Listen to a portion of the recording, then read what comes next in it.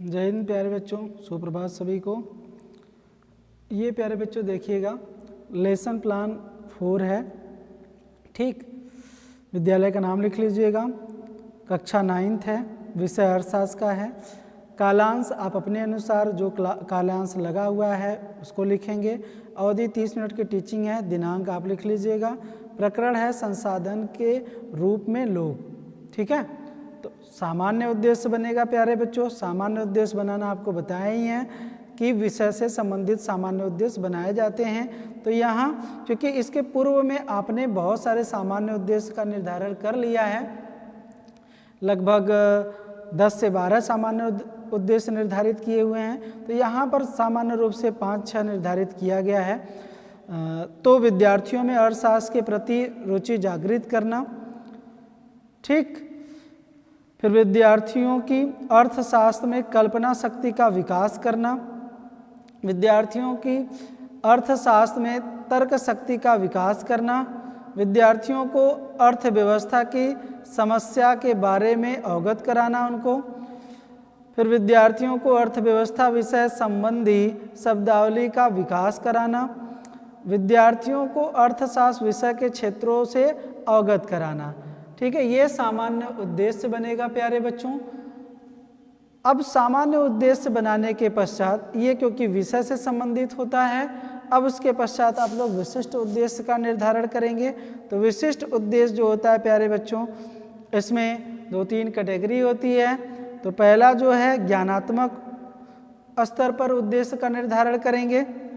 ठीक है, तो ये जो उद्देश्य बनते हैं वो आपके प्रकरण से संबंधित होते हैं। ठीक है, तो प्रकरण क्या है? संसाधन के रूप में लोग।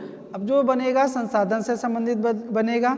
तो पहला उद्देश्य बनाया गया है यहाँ पर विशिष्ट उद्देश्य की बच्चे संसाधन के रूप में लोग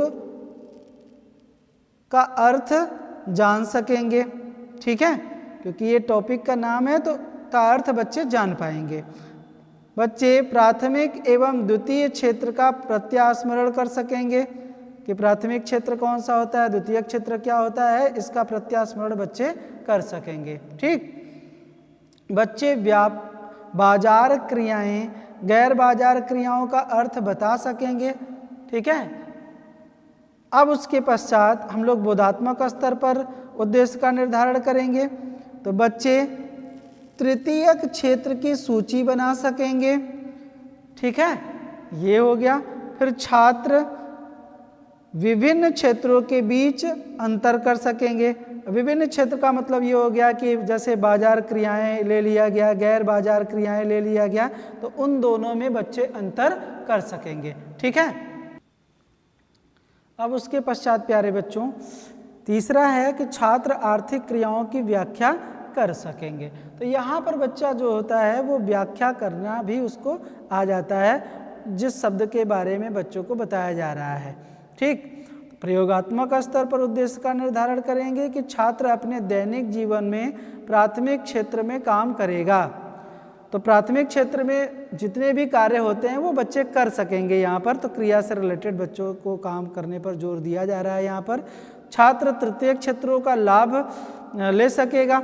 ठीक है, छात्र विभिन्न उत्पादनों का उपभोग करेगा। तो जो विभिन्न उत्पादन किए गए हैं उसको छात्र क्या करेगा? अपने जीवन में उसका उपयोग कर सकेगा या उपभोग कर सकते हैं।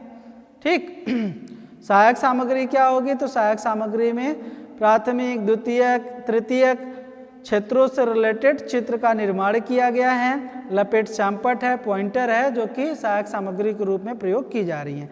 पूर्व ज्ञान के रूप में कहा जाएगा कि छात्र संसाधन के रूप में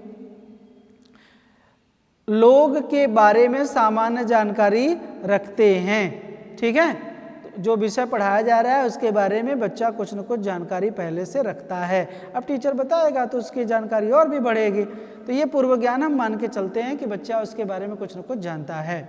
पाठ प्रस्तावना का प्रस्तुतिकरण, तो इसके लिए 3 कारण बनता है: सीरियल नंबर, छात्राध्यापिका कथन, छात्र कथन। अब यहाँ से छात्राध्यापिका कथन में जो छात्राध्यापिका है वो बच्चों से प्रश्न पूछेगी। क्या पूछा जा रहा है? तो कुछ प्राकृतिक संसाधनों के नाम बताइए। छात्र बताएंगे कि जल है, भूमि है, वायु है, प्रकाश है, पहाड़ है, नदी है, ये कहीं ना कहीं बताएंगे। ठीक, अब दूसरा प्रश्न पूछा गया है कि लोग, अब यहीं से देखिए जो उत्तर मिला है उससे प्रश्न निर्माण कर लिया गया है कि लोग जल, भूमि, वायु, प्रकाश का प्रयोग क्यों करते हैं। तो बच्चे बताएंगे कि लोग इन सब वस्तुओं का प्रयोग अपनी आवश्यकताओं की पूर्ति के लिए करते हैं। ठीक, तो अब इसी से प्रश्न बना लिया गया नेक्स्ट कि अपनी आवश्यकताओं की पूर्ति के लिए इनका प्रयोग करने के लिए व्यक्ति के पास क्या होना चाहिए। तो बच्चे बताएंगे कि इसका कौशल होना चाहिए, बुद्धि होनी चाहिए, तब ना उसका उपयोग कर लेंगे। जो लोग कुछ अपनी बुद्धि एवं कौशल को संसाधन के रूप में दें उन्हें क्या कहेंगे। तो बच्चे बताएंगे संसाधन के रूप में लोग। ठीक है, तो ये प्रकरण आपका निकल जाएगा यहाँ से। ठीक है प्यारे बच्चों, अब जब प्रकरण निकल गया तो उद्देश्य कथन करेंगे कि बच्चों आज हम संसाधन के रूप में लोग नामक पाठ का अध्ययन करेंगे। ठीक, अब उसके पश्चात यहाँ से स्पष्टीकरण स्टार्ट होगा।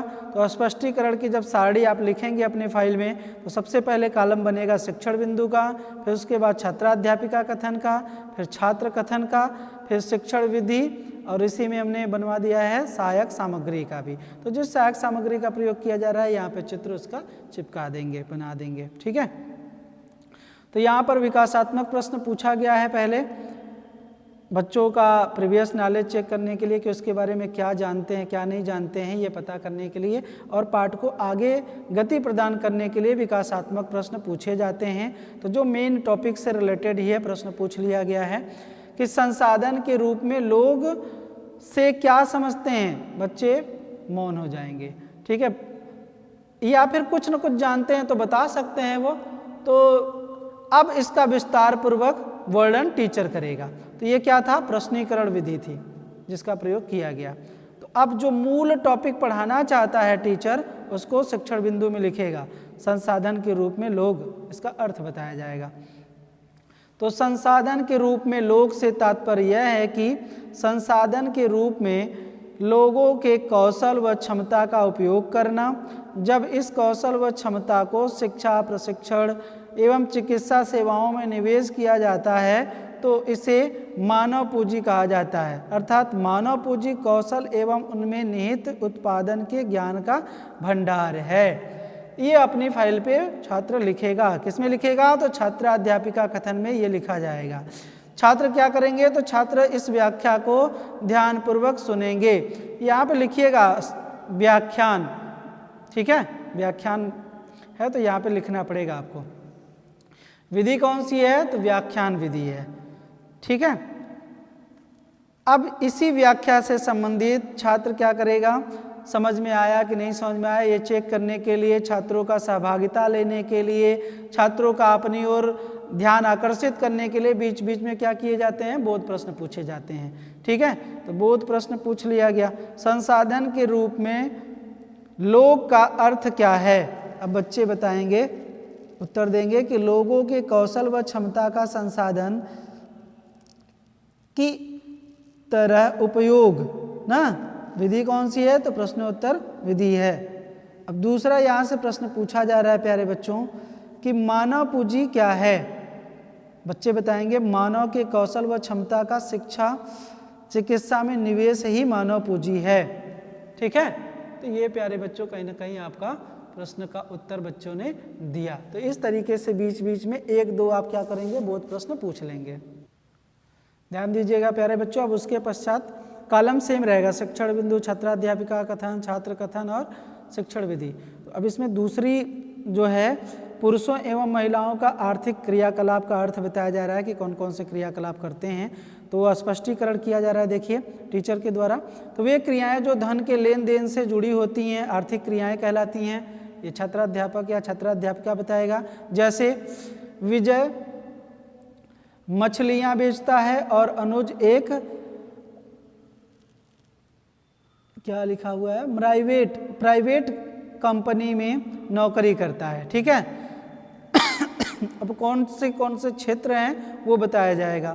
तो इन क्रियाओं के 3 मुख्य क्षेत्रों में बांटा गया है, प्राथमिक क्षेत्र, द्वितीयक क्षेत्र और तृतीयक क्षेत्र। जब ये बताया जा रहा है तो छात्र क्या कर रहे हैं, ध्यानपूर्वक सुनेंगे और कुछ महत्वपूर्ण जो तथ्य लिखाया गया है प्राथमिक क्षेत्र, द्वितीयक क्षेत्र, इनको अपनी कॉपी में नोट भी करते चलेंगे। ठीक है, और कौन सी विधि है, तो व्याख्यान विधि है प्यारे बच्चों। अब प्राथमिक क्षेत्र क्या होता है तो उसको टीचर के द्वारा बताया जाएगा कि प्राथमिक क्षेत्र के अंतर्गत कृषि आता है, पशुपालन आता है, मुर्गी पालन आता है, मत्स्य पालन आता है, वानिकी आता है, खनन आता है, उत्खनन आता है, इन सबों को शामिल किया जाता है। कृषि में भी और बहुत सारी चीज़ें आती हैं, उसको भी टीचर बताएगा, विस्तार पूर्वक इसका वर्णन करेगा। ठीक, द्वितीय क्षेत्र में कौन से आते हैं तो वे विनिर्माण शामिल किए जाते हैं। ठीक, तृतीय क्षेत्र के अंतर्गत बैंकिंग आता है, व्यापार आता है, बीमा आता है, स्वास्थ्य आता है, शिक्षा आता है, परिवहन आता है, पर्यटन आता है, सेवाएं आती हैं, मनोरंजन आती हैं, बहुत सारी चीज़ों को तृतीय क्षेत्र के अंतर्गत शामिल किया जाता है प्यारे बच्चों ना। अब कक्ष में ध्यान आकर्षित करने के लिए टीचर क्या करेगा, बीच में बोध प्रश्न पूछेगा। तो यहाँ पे से पूछा गया आर्थिक क्रियाएं क्या होती हैं, बच्चे बताएंगे जो धन के लेन देन से संबंधित होती हैं वो आर्थिक क्रियाएं होती हैं। विधि कौन सी है तो प्रश्नीकरण विधि है प्यारे बच्चों, यहाँ पर अपनी फाइल में लिखेंगे। अब छात्र ने बताया तो इसको यहाँ पे आप प्रतिपुष्टि लिखेंगे। ठीक है, अच्छा है, बहुत अच्छा, जिस तरीके से प्रश्न उस तरीके का प्रतिपुष्टि प्रदान करेंगे। फिर उसके बाद दूसरा प्रश्न पूछा गया प्राथमिक क्षेत्र के अंतर्गत क्या क्या आता है, बच्चे बताएंगे क्योंकि इनको बताया गया है ना। तो द्वितीय क्षेत्र के अंतर्गत या प्राथमिक क्षेत्र के अंतर्गत या तृतीय क्षेत्र के अंतर्गत जो भी बताया गया बच्चे बताएंगे। तो प्राथमिक क्षेत्र का पूछा गया है तो कृषि, पशुपालन, मुर्गी पालन, वानिकी इत्यादि। ठीक है, ये पूछ करके बच्चा, तो अब यहाँ से बच्चा जो रिप्लाई दे रहा है फिर यहाँ से फीडबैक आपको बच्चों को दिया जाएगा। ठीक है, तीसरी व्याख्या यहाँ पे आर्थिक क्रिया का भाग स्पष्टीकरण टीचर द्वारा किया जा रहा है कि आर्थिक क्रिया के 2 भाग होते हैं, पहला होता है बाजार क्रिया, दूसरा गैर बाजार क्रिया। छात्र क्या कर रहे हैं यहाँ पर ध्यानपूर्वक सुनेंगे और जो महत्वपूर्ण वर्गीकरण बनाया जा रहा है उसको अपनी कॉपी पे नोट करेंगे। विधि कौन सी है तो व्याख्यान विधि है। अब इसमें देखिए इन सबों का चित्र भी दिखाया जा रहा है, तो चित्र का प्रयोग किया गया है, तो ये चित्र लिखा गया है। ठीक, अब बाजार क्रियाएं क्या होती हैं वो छात्राध्यापिका द्वारा बताया गया है कि इन क्रियाओं में वेतन अथवा लाभ के उद्देश्य से की गई क्रियाओं के लिए पारिश्रमिक का भुगतान किया जाता है। इनके अंतर्गत सरकारी सेवा सहित वस्तु अथवा सेवाओं का उत्पादन सम्मिलित होता है, इसको बाजार क्रियाएं कहती हैं। ठीक है, अब इसको बताने के पश्चात गैर बाजार क्रियाएं बताएगी छात्राध्यापिका।